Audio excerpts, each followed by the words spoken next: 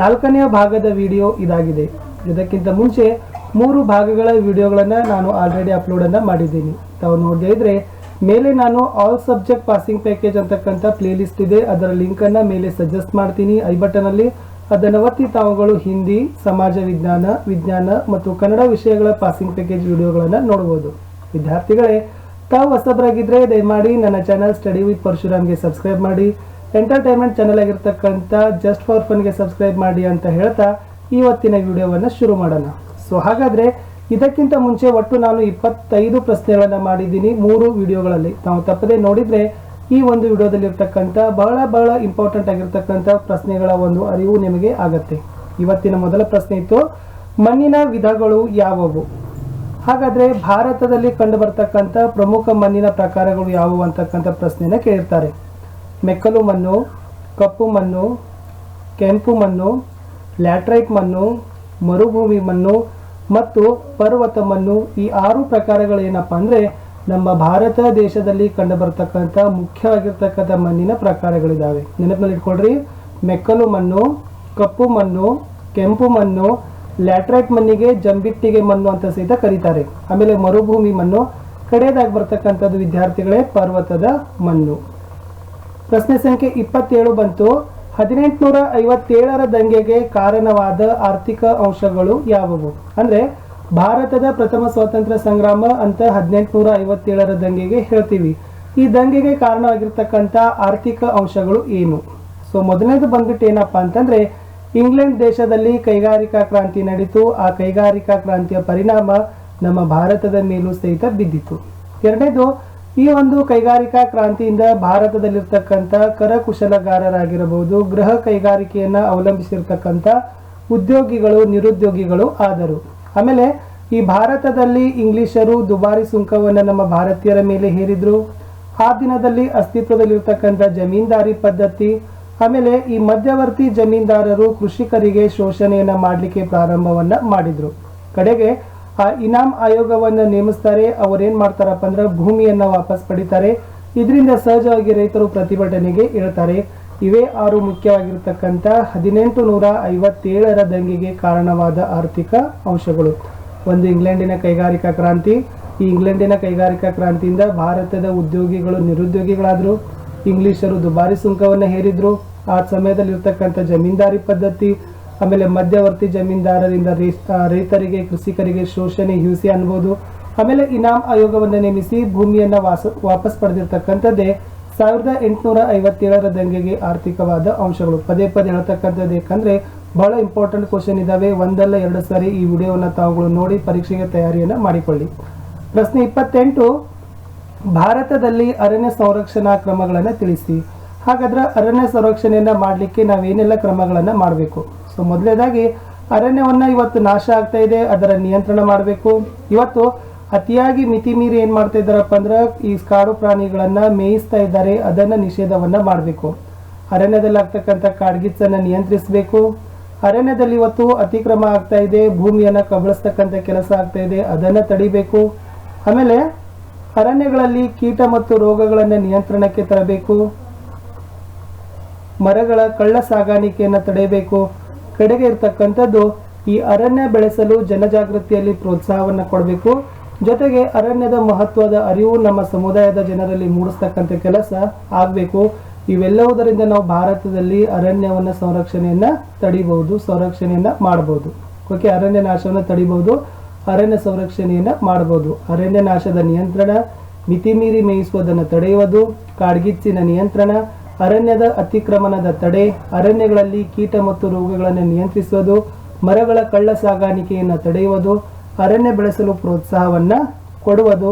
ಕಡೆಗೆ ಇರ್ತಕ್ಕಂಥದ್ದು ಹೇಳಿದ್ದೀನಿ, ಅರಣ್ಯ ಪ್ರಾಮುಖ್ಯತೆಯ ಕುರಿತು ನಮ್ಮ ಸಮುದಾಯದ ಜನರಲ್ಲಿ ಜಾಗೃತಿ ಅರಿವನ್ನು ಮೂಡಿಸ್ತಕ್ಕಂಥ ಕೆಲಸ ಆಗಬೇಕು. ಮುಂದಿನ ಪ್ರಶ್ನೆ ಬಂತು ವಿದ್ಯಾರ್ಥಿಗಳೇ, ಭಾರತದಲ್ಲಿ ಕಂಡು ಬರ್ತಕ್ಕಂಥ ಪ್ರಮುಖ ಅರಣ್ಯದ ವಿಧಗಳು ಯಾವುವು? ಹಾಗಾದ್ರೆ ಭಾರತದಲ್ಲಿ ಮುಖ್ಯವಾಗಿ ಒಂದು 6 ಪ್ರಕಾರದ ಅರಣ್ಯದ ವಿಧಗಳನ್ನು ಕಾಣ್ತೀವಿ. ಅದು ಮೊದಲನೇದು ಉಷ್ಣವಲಯದ ನಿತ್ಯ ಹರಿದ್ವರ್ಣದ ಕಾಡುಗಳು. 2, ಉಷ್ಣವಲಯದ ಎಲೆ ಉದುರಿಸುವ ಕಾಡುಗಳು. 3, ಕುರುಚಲು ಸಸ್ಯ ಮತ್ತು ಹುಲ್ಲುಗಾವಲು. 4, ಮರುಭೂಮಿ ಸಸ್ಯವರ್ಗ. 5 ಪರ್ವತದ ಕಾಡುಗಳು, ಕಡೆಗೆ ಬರ್ತಕ್ಕಂಥದ್ದು ಮ್ಯಾಂಗ್ರೋವ್ ಕಾಡುಗಳು. ಈ ಮುಖ್ಯವಾಗಿ 6 ಬಗೆಯ ಅರಣ್ಯದ ಪ್ರಕಾರಗಳು ನಮ್ಮ ಭಾರತ ದೇಶದಲ್ಲಿ ಇದಾವೆ.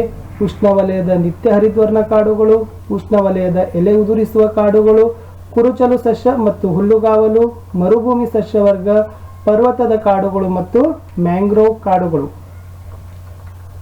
ಮುಂದಿನ ಪ್ರಶ್ನೆ ಬಂತು ವಿದ್ಯಾರ್ಥಿಗಳೇ, ಪರ್ಯಾಯ ಪ್ರಸ್ಥಭೂಮಿಯು ಆರ್ಥಿಕವಾಗಿ ಹೇಗೆ ಪ್ರಾಮುಖ್ಯತೆ ಪಡೆದಿದೆ ತಿಳಿಸಿ. ಇಲ್ಲಿ ಪರ್ಯಾಯ ಪ್ರಸ್ಥಭೂಮಿಯಲ್ಲಿ ಬಹಳಷ್ಟು ಆರ್ಥಿಕ ಚಟುವಟಿಕೆಗಳು ನಡೀತಾವೆ, ಅದು ಆರ್ಥಿಕವಾಗಿ ಪ್ರಾಮುಖ್ಯತೆಯನ್ನು ಪಡೆದಿದೆ ಅಂತಕ್ಕಂಥದ್ದನ್ನು ನೀವು ಹೇಗೆ ಹೇಳ್ತೀರಿ, ಅದಕ್ಕೆ ಮುಖ್ಯ ಕಾರಣ ಏನು?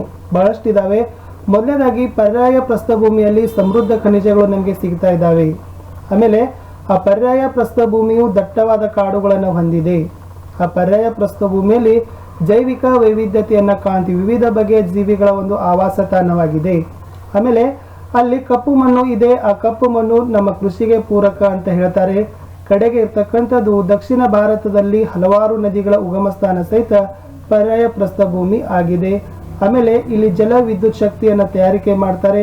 ಕಡೆದಾಗಿರ್ತಕ್ಕಂಥದ್ದು ಇಲ್ಲಿ ಬಹಳಷ್ಟು ಗಿರಿಧಾಮಗಳು ಇವೆ.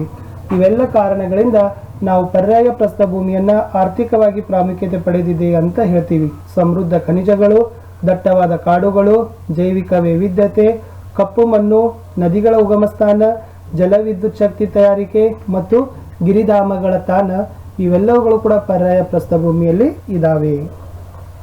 ಮುಂದಿನ ಪ್ರಶ್ನೆಗೆ ಹೋಗೋಣ ವಿದ್ಯಾರ್ಥಿಗಳೇ. 1857ರ ದಂಗೆ ವಿಫಲತೆಗೆ ಕಾರಣಗಳನ್ನು ತಿಳಿಸಿ. 1857ರ ಭಾರತದ ಸ್ವಾತಂತ್ರ್ಯ ಸಂಗ್ರಾಮ ನಡೀತು. ಹಾಗಾದ್ರೆ ಅದು ವಿಫಲತೆಯನ್ನ ಕಾಣಿತು. ಆ ವಿಫಲತೆಗೆ ಮುಖ್ಯವಾಗಿರ್ತಕ್ಕಂಥ ಕಾರಣಗಳನ್ನು ತಿಳಿಸಿರಿ ಅಂತ ಹೇಳಿದ್ದಾರೆ. ಮೊದಲನೇದಾಗಿ ನಾವು ಏನು ಹೇಳ್ಬೋದಪ್ಪ ಅಂದ್ರೆ, ಈ 1857ರ ದಂಗೆ ಇಡೀ ಭಾರತ ತುಂಬ ವ್ಯಾಪಿಸಿರಲಿಲ್ಲ, ಕೆಲವೇ ಕ್ಷೇತ್ರಗಳಲ್ಲಿ ಸೀಮಿತವಾಗಿತ್ತು. ಎರಡನೇದು, ಈ ದಂಗೆಗೆ ಯಾವುದೇ ರೀತಿಯಾಗಿರ್ತಕ್ಕಂಥ ಪೂರ್ವ ಯೋಜನೆ ಇರಲಿಲ್ಲ. ಇದು ಏನಾಯ್ತಪ್ಪ ಅಂದ್ರೆ ಅನಿರೀಕ್ಷಿತ ಕಾರಣದಿಂದ ನಡೀತು. ಈ ದಂಗೆಗೆ ಸೂಕ್ತ ಮಾರ್ಗದರ್ಶನದ ಕೊರತೆ ಇತ್ತು. ನಮ್ಮ ಭಾರತೀಯ ಸೈನಿಕರಲ್ಲಿ ಭಿನ್ನತೆ ಕೂಡ ಕಂಡು ಬಂತು. ನಮ್ಮ ಭಾರತೀಯ ಸೈನಿಕರಲ್ಲಿ ವ್ಯವಸ್ಥಿತ ಸಂಘಟನೆಯ ಕೊರತೆ ಎದ್ದು ಕಾಣಿತು. ಆಮೇಲೆ ನಮ್ಮ ಭಾರತೀಯ ಸೈನಿಕರಲ್ಲಿ ಯುದ್ಧ ತಂತ್ರ, ಸೈನಿಕ ಪರಿಣತಿ, ಸೂಕ್ತ ನಾಯಕತ್ವ ಮತ್ತು ಶಿಸ್ತಿನ ಕೊರತೆ ಏನಾಯ್ತಪ್ಪ ಅಂದ್ರೆ ಎದ್ದು ಕಾಣಿತು. ಇವೆಲ್ಲ ಕಾರಣಗಳು ಏನನ್ಬಹುದಪ್ಪ ಅಂದ್ರೆ ನಾವು 1857ರ ದಂಗೆ ವಿಫಲತೆಗೆ ಕಾರಣ ಆಯಿತು. ವಿದ್ಯಾರ್ಥಿಗಳೇ, ಮುಂದಿನ ಪ್ರಶ್ನೆಗೆ ಹೋಗೋಣ. ವಿದೇಶಾಂಗ ನೀತಿಯ ಮುಖ್ಯ ಉದ್ದೇಶಗಳು ಯಾವುವು? ಹಾಗಾದ್ರೆ ಭಾರತದಲ್ಲಿ ವಿದೇಶಾಂಗ ನೀತಿಯನ್ನ ಅಸ್ತಿತ್ವಕ್ಕೆ ತಂದರು. ಆ ವಿದೇಶಾಂಗ ನೀತಿಯ ಹಿಂದೆ ಇರ್ತಕ್ಕಂಥ ಮುಖ್ಯ ಗುರಿ ಉದ್ದೇಶಗಳು ಏನು? ಒಂದನೇದು, ನಮ್ಮ ದೇಶಕ್ಕೆ ರಾಷ್ಟ್ರಕ್ಕೆ ಭದ್ರತೆಯನ್ನು ಒದಗಿಸಬೇಕು. ಎರಡನೇದು, ದೇಶದಲ್ಲಿ ಆರ್ಥಿಕವಾಗಿ ಪ್ರಗತಿಯನ್ನ ವಿಕಾಸವನ್ನ ಕಾಣಬೇಕು. ನಮ್ಮ ದೇಶದಲ್ಲಿರ್ತಕ್ಕಂಥ ಸಾಂಸ್ಕೃತಿಕ ಮೌಲ್ಯಗಳನ್ನು ಬೇರೆ ದೇಶಗಳಿಗೆ ಬಿತ್ತರಣೆ ಪ್ರಸಾರವನ್ನು ಮಾಡಬೇಕು. ಮಿತ್ರ ರಾಷ್ಟ್ರಗಳನ್ನು ಹೆಚ್ಚಿಸಬೇಕು ಮತ್ತು ವಿರೋಧಿ ರಾಷ್ಟ್ರಗಳನ್ನು ನಿರ್ಬಂಧಿಸೋದು ಅಥವಾ ಹತ್ತಿಕ್ಕುವುದು. ಕಡೆಗೆ ಬರ್ತಕ್ಕಂಥದ್ದು ವಿಶ್ವಶಾಂತಿ ಮತ್ತು ಸಹಬಾಳ್ವೆಯನ್ನ ಸಾಧನೆಯನ್ನ ಮಾಡೋದು. ಬಹಳ ಇಂಪಾರ್ಟೆಂಟ್ ಆಗಿರ್ತಕ್ಕಂಥ ಪ್ರಶ್ನೆ ಇದೆ. ವಿದೇಶಾಂಗ ನೀತಿಯ ಮುಖ್ಯ ಉದ್ದೇಶಗಳು: ರಾಷ್ಟ್ರದ ಭದ್ರತೆ, ರಾಷ್ಟ್ರದ ಆರ್ಥಿಕ ಸಂವರ್ಧನೆ, ಸಾಂಸ್ಕೃತಿಕ ಮೌಲ್ಯದ ಬಿತ್ತರಣೆ, ಮಿತ್ರ ರಾಷ್ಟ್ರದ ಹೆಚ್ಚಳ, ವಿರೋಧಿ ರಾಷ್ಟ್ರದ ಹತ್ತಿಕ್ಕುವುದು, ವಿಶ್ವಶಾಂತಿ ಮತ್ತು ಸಹಬಾಳ್ವೆಯನ್ನ ಸಾಧಿಸುವುದು. ಆಮೇಲೆ ಮುಂದಿನ ಪ್ರಶ್ನೆ ಇದೆ, ಮಣ್ಣು ಸಂರಕ್ಷಣಾ ಕ್ರಮಗಳನ್ನು ತಿಳಿಸಿ. ಸೊ ನಾವು ಮಣ್ಣನ್ನು ಸಂರಕ್ಷಣೆ ಮಾಡಬೇಕಾದ್ರೆ ಅರಣ್ಯವನ್ನು ಪೋಷಣೆ ಮಾಡಬೇಕು, ಮರು ಅರಣ್ಯೀಕರಣ ಮಾಡಬೇಕು.